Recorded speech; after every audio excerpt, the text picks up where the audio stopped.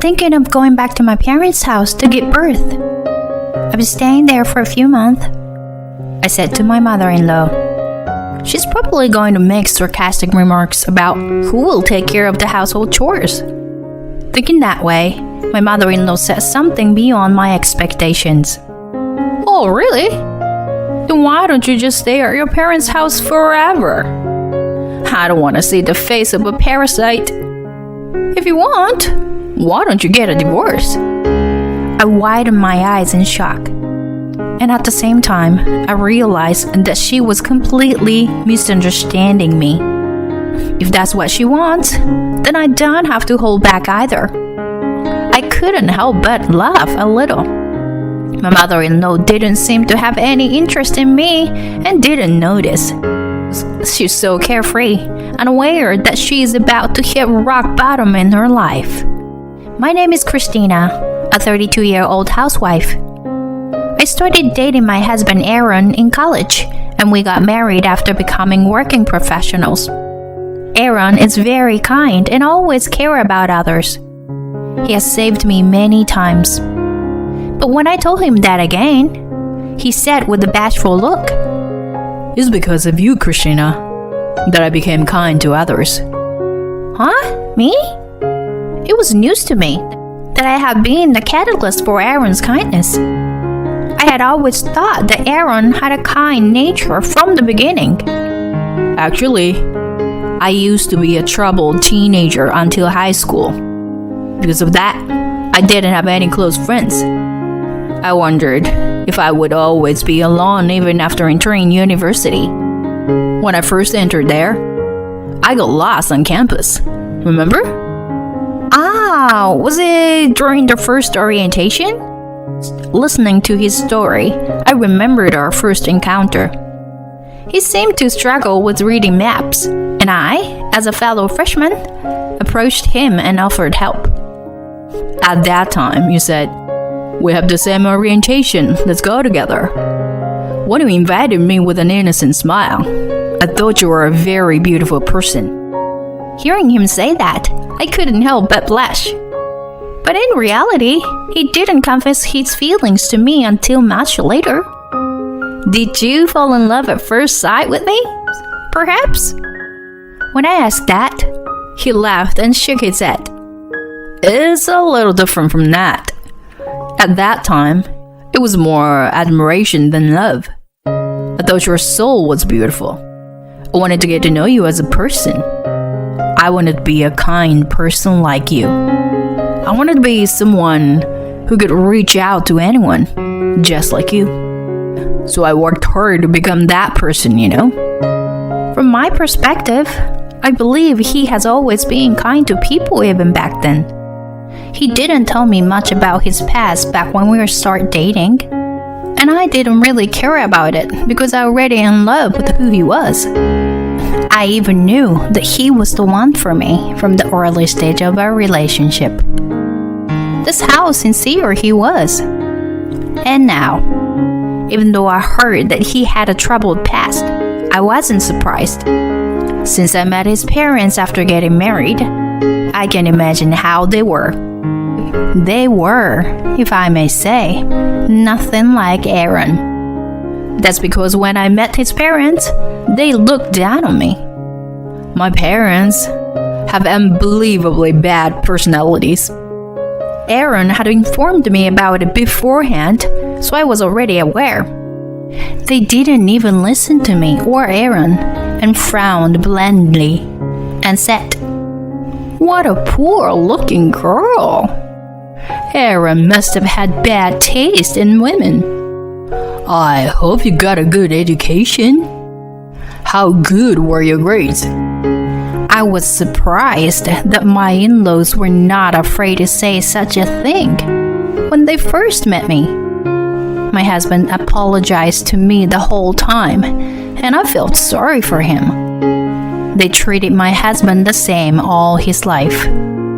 Whenever Aaron got a low score on a test since he was young, his parents would say things like, "Why is this child so stupid? Is he really our child?"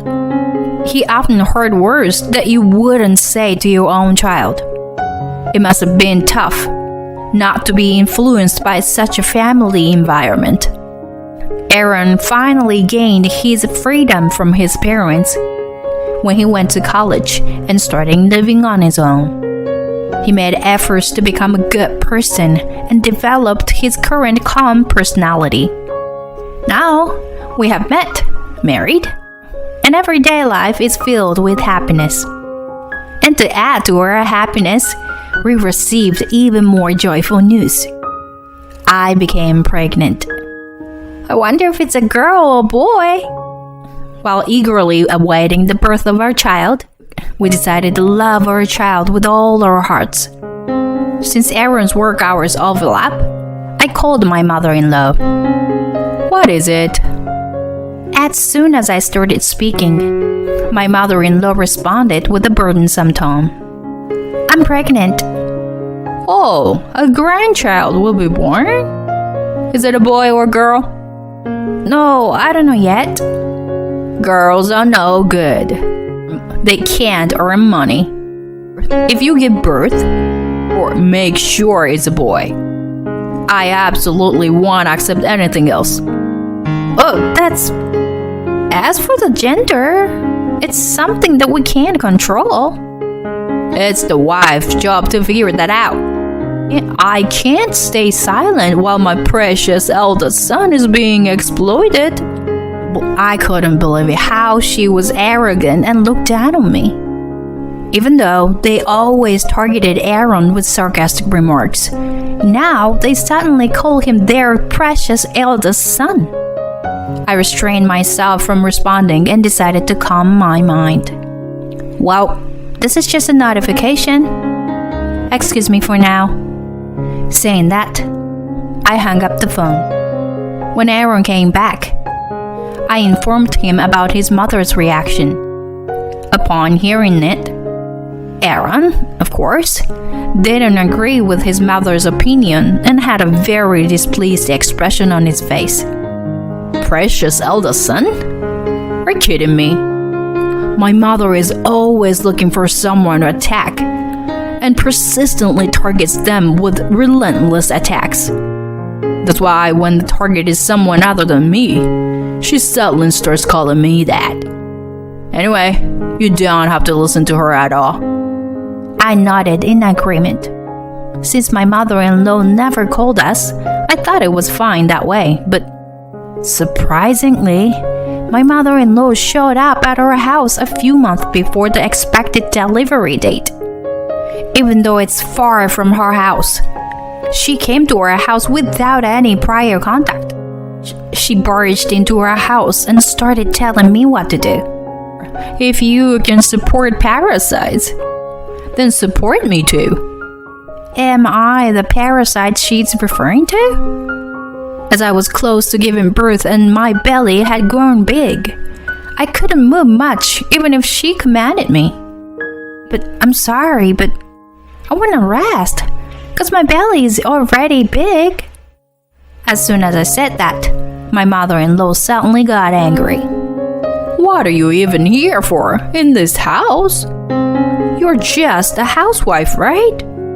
Then take care of me and Aaron. You useless person." Both Aaron and I were taken aback. "Cut it up, Mom. If you plan on biting Christina any further, I'll kick you out of this house right now." Being reprimanded by her own son, my mother-in-law quieted it down for the time being. However, she still gave me sharp glances as usual. It seems that she had a fight with my father-in-law and left the house. My mom is relentless. If it continues like this, it will stress you out. Maybe it's better for us to escape from my mom. How about going back to your parents' house for the delivery? What Aaron said made the most sense. The most important thing for us right now is the baby in my belly. Yeah, I think that's the best option. After explaining the situation, my father agreed to come and pick me up. The next day, I approached my mother-in-law, who was lounging on a sofa. I've decided to go back to my parents' house to give birth. I'll be staying there for a few months. Thinking that she would say something unpleasant again, my mother-in-law smirked and spoke. Why don't you just stay at your parents' house forever? I don't want to see the face of a parasite. Maybe you should get a divorce then. Come to think of it, she has always called me a parasite. She probably thinks I've been relying solely on Aaron's income. Since I didn't want to have any involvement with my in-laws, we never discussed our income or financial matters. So my mother-in-law must have misunderstood the situation.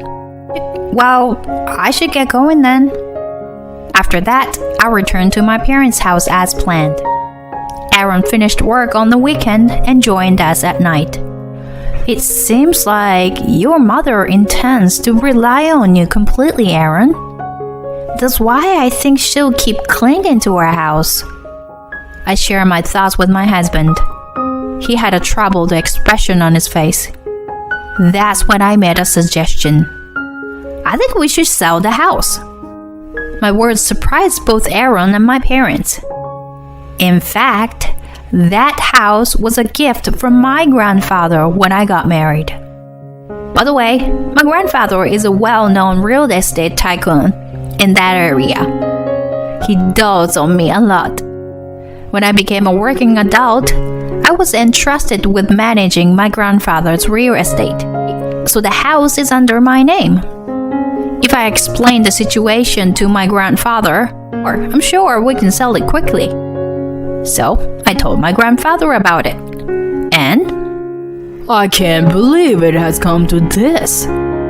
Your husband's parents were also living in a property I manage, I think. They hurt my precious Christina, so they deserve to face consequences. Don't worry, leave everything to me. He had a wicked smile on his face. And in reality, the eviction process finished surprisingly quickly. Aaron was present during the eviction. Your grandpa is amazing. He didn't just bring real estate people, but also strong masculine guys with him. Those guys swiftly moved all the belongings out. And your grandpa shut my mom up by saying, "Isn't my granddaughter indebted you?" And oh man, he was so cool. He excitedly shared the story with me. It seems like my mother-in-law hurriedly returned to her house. However, since my grandfather got involved in this incident, she called me. Hey, Christina, why do I have to be kicked out? Moreover, selling Aaron's house without permission is a crime. No, that house belongs to me. What are you talking about? That house was a wedding gift from my grandfather. So, you have no right to kick me out and continue living there. Taking this opportunity, I decided to tell her everything. Besides, I do have my own income. What? You've just been staying at home all this time. I have passive income, so I don't need to leave the house often. Passive income? I own some apartments and parking spaces, you know. I work more than someone who suddenly intrudes into other people's homes and treats a pregnant woman like a servant. Don't you think? You? That's not something you should say to your mother-in-law. Aaron wants to talk to you, so let me put you on speaker mode. I handed the phone to Aaron. Aaron, you should leave that arrogant and useless wife and come back home. My mother-in-law was panicking, and her voice sounded odd. Mom, I've made up my mind. Aaron? I'm cutting ties with you and Dad. Huh? What are you talking about? Aaron glanced at me briefly. This family with Christina is my true family. So I no longer consider you and Dad as my family. I don't want to have anything to do with you anymore. Hey, Ron, don't say such things. What will happen to us if you don't support us? You're still the same, Mom. You and Dad always lived your lives only for your own reasons. Even though I'm related to you, I didn't always feel like family. And I didn't want to feel like family. That's why I left home and really came back. So what? It doesn't matter now, does it? Doesn't matter now, huh? Mom, I even feel sorry for you now, you know. Maybe I should have done this a long time ago. Cut the crap, Aaron. If you're so energetic, you'll be fine. Anyway, I won't let you meet our baby no matter what. And we'll never see each other again. Goodbye, Mom. Say the same to Dad for me. Aaron, wait! Don't you dare! He hung up the phone, looking at my husband, who was in silence. My heart ached. He said earlier to me that he's gonna cut ties with them, but didn't want to hate them. I was proud of such a strong husband who never lost his dignity. Later, I found out the reason why my mother-in-law was pressuring Aaron to support them. It turns out my father-in-law lost his job. Because of that, my in-laws argued every day, ran out of money, and fell behind on rent. That's when my grandfather stepped in. He evicted my in-laws from the property for not only being behind on rent, but also for their lack of credibility. No, my in-laws never got to know our new address. And so, the ill-tempered couple, now estranged from their son, started living in a live-in job. Even at work, they couldn't hide their personality and quickly became isolated from their colleagues. And with debts to repay, they couldn't quit their jobs and have been working while feeling uncomfortable.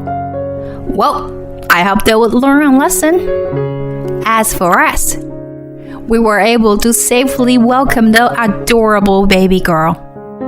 We named her April. She's the most beautiful thing ever. My husband tears up holding her in his arms. I am confident that I can raise my daughter to be a good human being with such a faithful husband. My family is also excited about April, especially my grandfather. Our new home is comfortable. And today, we are enjoying our busy yet joyful days.